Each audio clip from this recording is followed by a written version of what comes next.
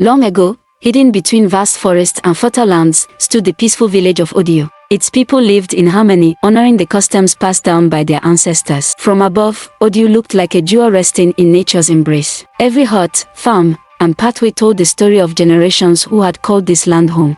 Each day, the village marketplace came alive with laughter, trade, and friendship. It was the heart of Odio, where everyone gathered to share life's blessings. Beneath the great bamboo tree sat the elders, guardians of wisdom and protectors of traditions older than memory itself. Beyond the village lay a sacred forest. Few dared to enter its depths, for it was believed that the spirits of the ancestors watched over it. At the center of the forest stood the sacred drum, a powerful symbol of the bond between the living and those who had come before. Every carving on the drum carried a story. Every mark was a reminder of the ancestors' wisdom and sacrifice. Only the chief priest was permitted to touch the drum during the annual harvest festival. Such was the sacred law of Odio. Among the villagers lived Kofi, a young hunter whose bravery was known throughout the land. The children followed him wherever he went, dreaming of becoming as fearless and strong as the famous hunter.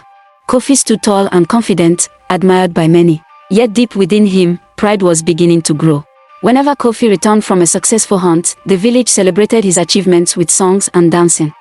One day, Kofi spoke words that shocked the entire village. "Why should only the priest touch the sacred drum?" he asked boldly. The villagers could hardly believe their ears. Kofi laughed at their fear, convinced that the ancient warnings were nothing more than stories. But the elders exchanged worried glances. They knew that pride often blinds a person to danger. The elders called Kofi before them and warned him to respect the sacred traditions of Odio. "Some laws exist for a reason," the oldest elder said. "Do not test the patience of the ancestors." But Kofi refused to listen. His confidence had become stronger than his wisdom. The villagers watched in silence, fearing that trouble was approaching. That very night, while the village slept, Kofi set out alone toward the sacred forest. The moon guided his path as he walked deeper into the darkness. Even the creatures of the forest seemed unusually quiet, as though they sensed what was about to happen. At last, the sacred temple emerged from the shadows. Kofi stood face to face with the sacred drum, the object of so many legends. His heart raced, but his pride pushed him forward. A strange wind began to circle the temple, whispering through the trees.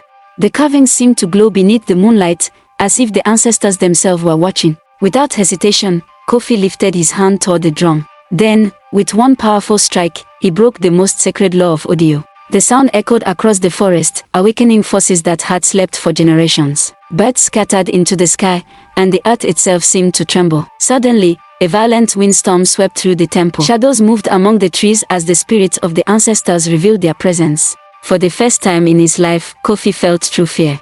The ancestors had heard the forbidden drum. The next morning, disaster struck the village. The wells dried up, leaving families without water. The crops withered beneath the sun, threatening the village's survival.